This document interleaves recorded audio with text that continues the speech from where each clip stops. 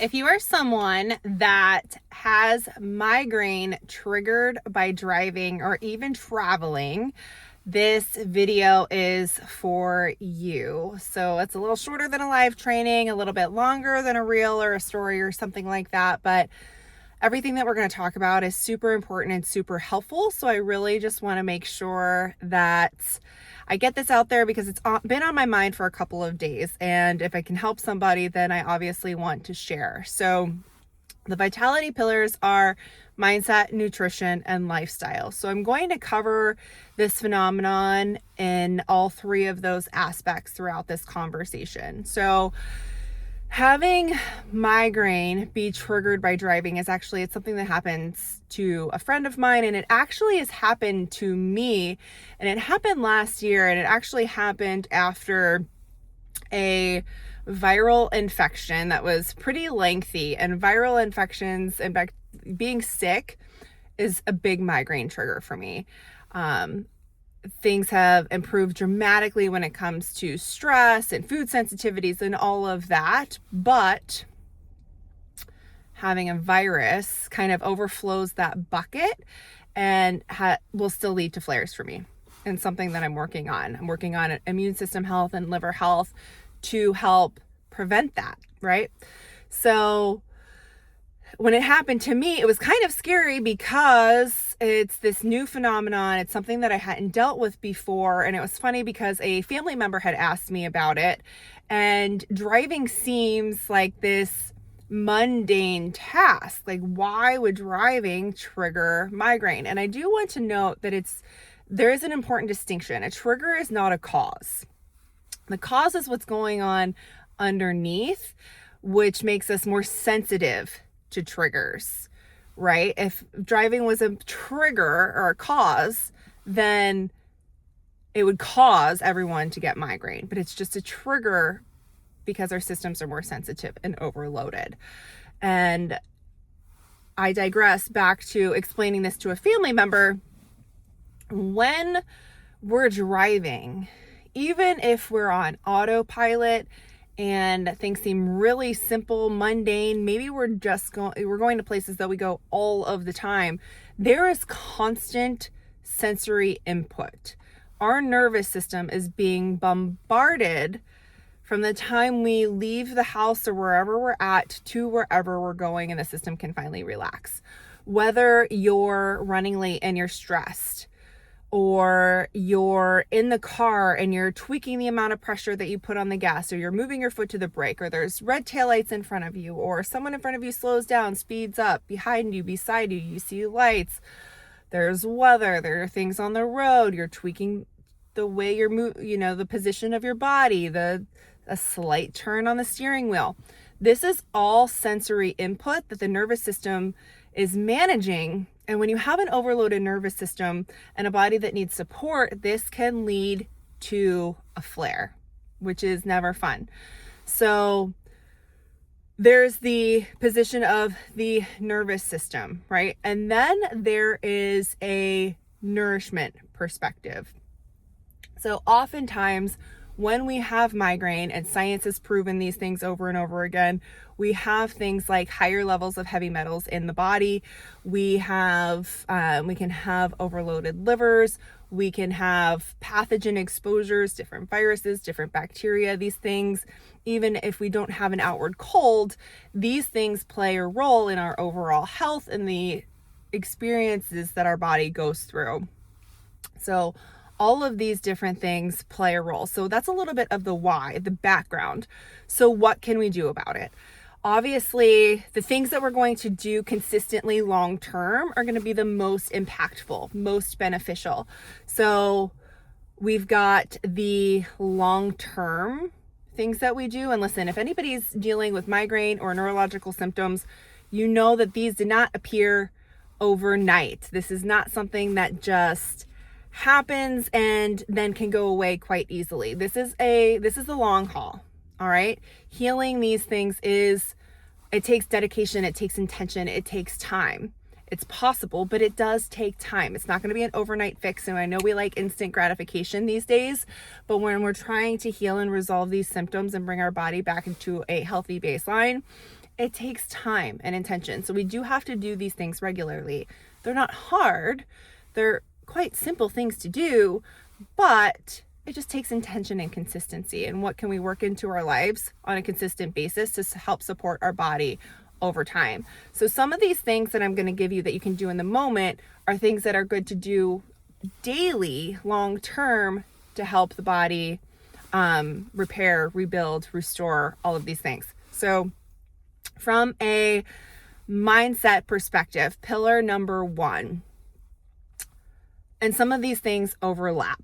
So for instance, nervous system regulation, I usually talk about in more of a lifestyle, but mindset and nervous system regulation are still highly intertwined. But when it comes to mindset, a lot of the time when we think about our condition, our symptoms, pain, things we have to do, daily stresses, it ramps up our nervous system, whether it be consciously or subconsciously. And we begin to worry about whether or not the task at hand or whatever we have on our plate is going to cause a flare, right? And even subconsciously, that thought infiltrates even further, and we become fearful of being in pain. And what that does is it perpetuates the pain cycle. All right. What we think actually changes our physiology and can perpetuate pain, whether we realize it or not. So working with our mindset first and foremost, and thinking things rather than fear, thinking things like, my body is safe in this experience. This is temporary, or even if I do experience a pain flare, I will be okay. This is temporary. And learning to calm the mind when it starts to get into those fear-based cycles of, will X, Y, and Z lead to a pain flare, right? So working with our mindset on that.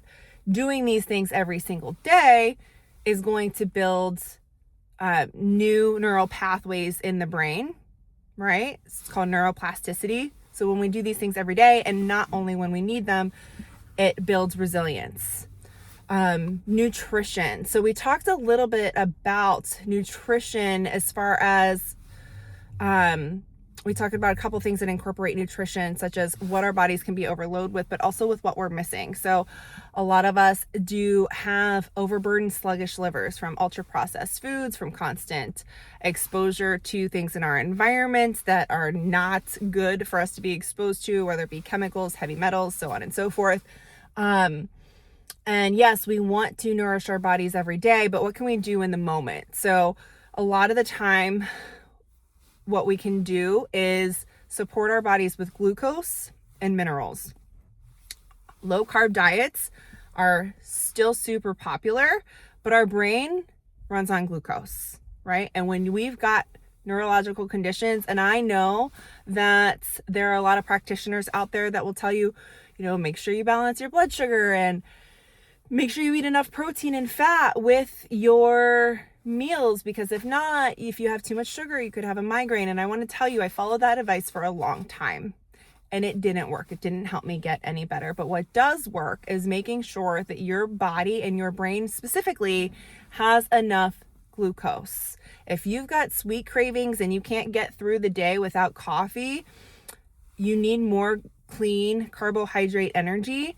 We need to support the adrenals, support the thyroid, support the liver. And guess what? That insatiable sweet tooth, those cravings disappear. You're no longer exhausted. But in any event, when our brain does not have the glucose that it needs, it's strained. And like we said earlier, driving is heavy on the nervous system, whether we realize it or not, or even traveling, if you're, taking a flight, something like that. There's a lot that goes into it mentally that strains the nervous system and puts it in more of a fight or flight mode, right? And so making sure we have glucose, but also minerals. A lot of us are not eating enough leafy greens, and there's actually people out there that are fear-mongering leafy greens. But the reality is we don't need to put salt in our water. We need minerals from whole foods. And we get a lot of those from leafy greens and things like celery, cucumbers. So things that you can do before you leave the house even is snack on an apple and cucumbers. Maybe have some dates and celery, or even if you need to, bring a couple apples with you in the car in case you get hungry or in case you feel that little tingle, the migraine tingle as I call it. Have that on hand so you are not depriving your brain of the vital energy that it needs. All right. Now, over time, we want to do this on a daily basis, not only when we need it, because when we do it daily and consistently, it's more effective over time. Okay. Third, lifestyle. Now, a lot of us are busy, things are stressful. I am sitting outside the hockey rink right now. We're traveling later today, which is part of the reason why I felt this was so important to come on and talk to you guys about. Because I could be in a full-blown migraine flare right now, and I'm not. Instead, I'm here teaching you how you can help support your body so these things don't set you off and your life can look wildly different, and you can actually enjoy these things rather than worrying about or being in pain. So, lifestyle, being busy, being stressed. And I know we hear stress management all the time. What does that mean? How do we actually implement it? And it can be super simple. It doesn't have to be super complicated. We can't always control the stressors in our lives, but there's a lot of things that we do have control over. And the first thing is our breath. All right. The breath is literally the bridge between the parasympathetic and the sympathetic nervous system. So rest and digest and fight or flight. So when we slow our breathing down and we make sure we're taking deep breaths, think of that belly breathing. Also, longer exhales signal safety to the nervous system. So counting maybe in for 4, out for 6 or 8, whatever feels comfortable for you without holding or straining or pushing or forcing. Making sure that, we're giving ourselves ample time. Do you have time to work in a buffer so you're not rushed all the time? Because if we're rushing and we're late, that automatically puts our brain into stress mode, right? And we can't be in fight or flight and rest and digest at the same time. But doing those deep breathing exercises before you leave, or maybe a quick 5-minute, 10-minute meditation, meditating and incorporating that into your daily practice so it brings your nervous system down to a less strained baseline to begin with, can be super helpful. But also when we're breathing, our breath and oxygen is super important, right? Especially when we're doing something that's taxing. We often breathe very shallow when we're driving. I find myself doing it all the time, and it's just my chest moving. Taking time when you notice that, and now you'll probably notice it if you're driving and be like, oh shit, she did say that. Take those deeper breaths when you're driving, okay? Other things that can help, and I don't like to necessarily avoid triggers because that's not going to help the body heal, but there are times where taking stress off yourself is going to help. So maybe it's something like, can you get groceries delivered? If you're taking a road trip, can someone else drive? Is there something that you can delegate or pass off to someone else? As far as exercise goes, maybe if you're going to be driving a lot or traveling, maybe you do something low impact or focus on something like stretching and vagus nerve activation with some deep breathing, rather than doing a high intensity workout, which may feel good in the moment, but can also put the nervous system into a hypervigilant state for the rest of the day. Can we tweak things like caffeine consumption, which a lot of us, especially if you're dealing with chronic fatigue, I personally love caffeine. I I don't drink it anymore. I've got my chaga and carob powder. Carob powder is a lovely alternative to cocoa. It tastes the same to me, and I used to be a chocolate fanatic. I could not go a day without having some dark chocolate literally every single day.